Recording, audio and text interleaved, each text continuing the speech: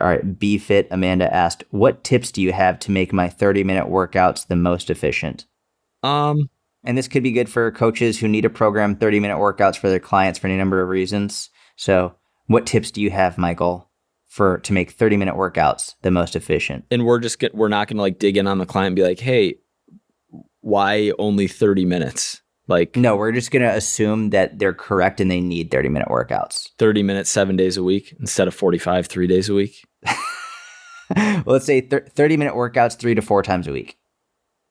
Or, you got 30 minutes a day, 7 days a week. You have 30 minutes every day. I think that's fair. If it's 7 days a week, I'm probably not going to change much at all. We're just going to be splitting the volume across 2 workouts. Instead of like an hour workout 3 days a week, we're going to split the volume across the workouts. If it was 30 minutes 3 days a week, then relative to depending on the goal, but I would reduce rest time and try to get more volume into that session and end up having the client go a little bit lighter, rather than doing like, a 30-minute workout. You're going to take 5-minute rest and hit a barbell back squat. You end up doing like 3 working sets, and that's the workout. I'm going to incorporate some supersets. I'm going to have lower rest times. I'm going to try to get a decent amount in without it being just 30 straight minutes of work with no rest. Obviously, there's a balance there. We don't want this to be just like a nonstop class, like get sweaty, feel good as a result, without having any rhyme or reason to it. But we're also not going to be programming like just pure strength. Mm-hmm. Yeah. So I think it's important to say with something like this, someone who's doing 30-minute workouts several times a week, 3 to 4 times a week, their goal cannot be to be a champion in anything, because then if they wanted to be a champion, then they would be training more than that. That doesn't mean they can't get great results, but like they're not trying to be an elite athlete or a high-level competitor. This is usually someone who just wants to be healthy, which is great because you can definitely get healthy doing that. My personal favorite things to do with 30-minute workouts are things like density circuits.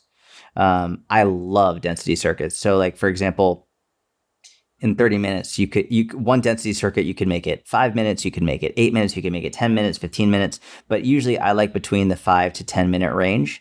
So you set the clock for 10 minutes, and I'll usually pick between like 2 to 4 exercises. So let's say it's an upper body day.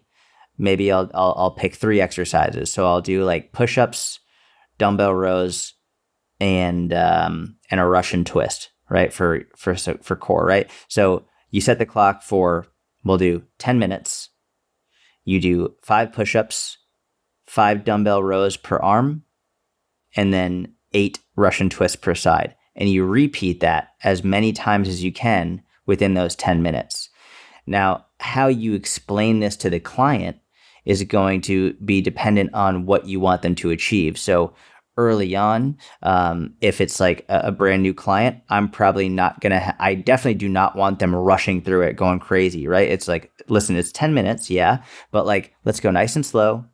And in 10 minutes, maybe they'll go through the whole thing 5 times, 4 times, 5 times. So it's like 4 to 5 total sets, and it's not done like anywhere near failure, but you're getting the technique down and you're getting a lot of exposures. As someone gets more advanced, you can start really getting them to push the weight, like maybe doing weighted push-ups, pause push-ups, something like that, super heavy dumbbell rows, and then really, really, really good Russian twists. But you can start to then track progress by, all right, are you going to increase the weight? Are you going to try and get more? Like if you got 5 rounds in last week, you're going to try and get 6 rounds in this week. You can progressively overload in that way. And then if you got 30 minutes, you could do 2, 3, or 4 different types of density circuits.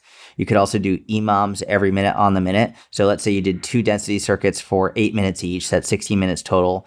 You have like 2 minutes rest in between the density circuits. So that's like 18 minutes. Then you do an EMOM for the last 10 minutes. So every minute on the minute, you do like a kettlebell, like 5 kettlebell swings and whatever the fuck you want to put in there. But like you could do 5 kettlebell swings and 5 like med ball slams for the last 10 minutes. Great. Now you got some conditioning at the end.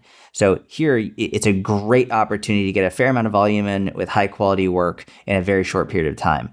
Like you said, I don't like, if a 30-minute workout, I'm not doing real barbell stuff, or not single sets. I'm not just going to do squats or deadlifts. Like if I'm going to do barbell stuff, like cool, maybe I'll have like barbell deadlifts as part of a density circuit. And then after barbell deadlifts, then I'll go right into, who knows, like a goblet squat or something like that. But you have the ability to get more volume in less time. And those workouts are brutal, by the way. They suck in terms of like how difficult they are. But it's a very good way to make 30 minutes more efficient.